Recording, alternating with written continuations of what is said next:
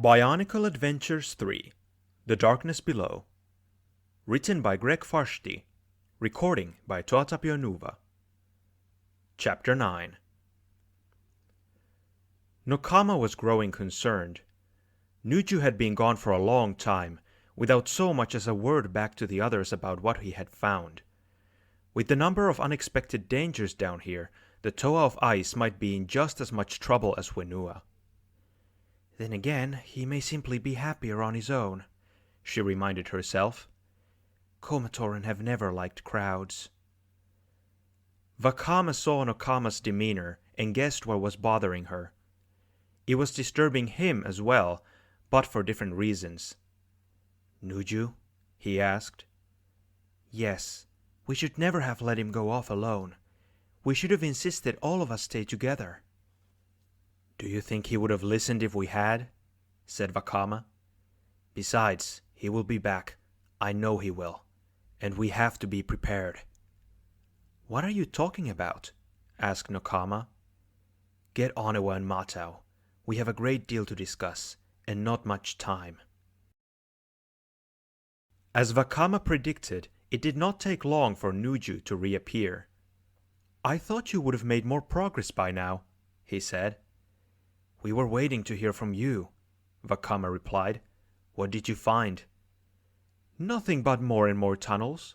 I thought I saw light at one point down a side branch, but then it disappeared. Probably just some glowing rahi. Probably. Well, we have decided to stop here for a while until help arrives. Help? Asked Nuju. What help? And where is Matao?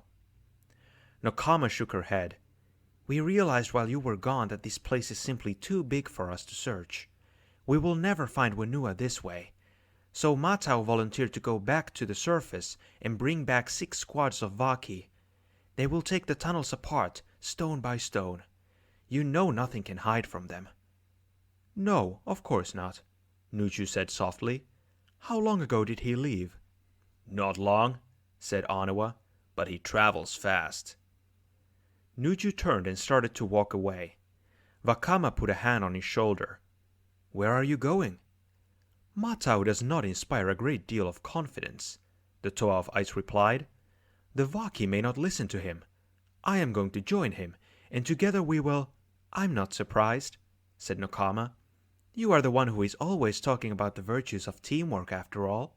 How Toa Metru should always stay together, and what folly it is for one to go off alone. Exactly, Nuju nodded. I will be back once I have found Matao and we have completed our mission. This time, Vakama let Nuju go a few steps. Then Matao suddenly dropped from the ceiling, landing right on top of the stunned Toa of Ice. No need to quick hurry. I am here, and so are you, Kraka. Matao pinned the Kraka to the floor. She snarled and squirmed, but the Toa of Air's grip would not be broken. Finally, the creature gave up the struggle and simply stared at her captors, with a mix of anger and respect in her eyes. Very clever, the Kraka said. Here I just finished telling someone you were too trusting. There's a difference between trusting and stupid, replied Vakama. We suspected you might try to deceive us again, so we set a trap of our own. And for your information, Nuju would rather shovel out Usul crab stalls than take a long journey with Matao. The Toa of Air hauled the Kraka to her feet, saying, That's right, you underestimated how much Nuju cannot stand to be around. His voice trailed off as he realized what he was saying. Now you are going to take us to Whenua and Nuju, Onewa said to their captive. No tricks, no transformations. The Kraka said nothing in response, but the mask she wore smiled. Then her entire body began to shimmer and fade as the Toa for the first time watched her change forms. In an instant, Nuju was gone, replaced by a monstrous lava eel. Matao jumped back with a cry as the skin of the creature turned blazing hot. Free now, the Kraka slithered rapidly into a tunnel, leaving behind a scorched and smoking trail. Mata Nui, whispered Nokama. How do we stop something that can do that? I don't know, said Vakama, but for the sake of Whenua and Nuju, we had better find a way.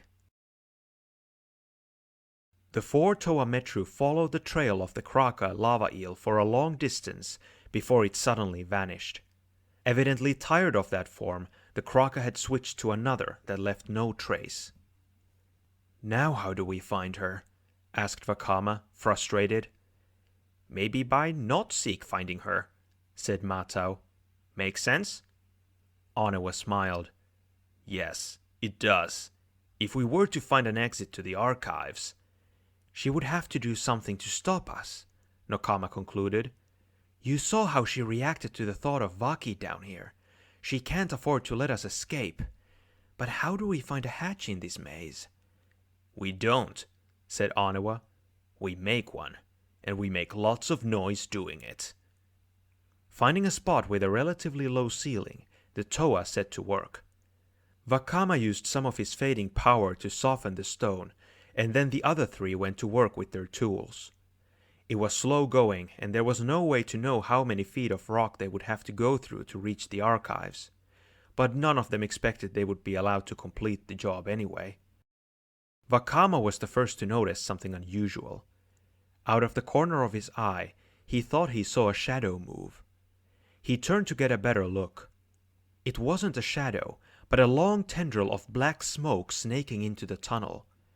It was followed by another and another, until it looked like some dark, tentacled beast floating in the air. "She's here," he said very quietly to the others. All of them kept working as if they had not noticed anything. It was a risky strategy. If the Kraka had come to defeat them once and for all, allowing her to strike first would be a colossal mistake.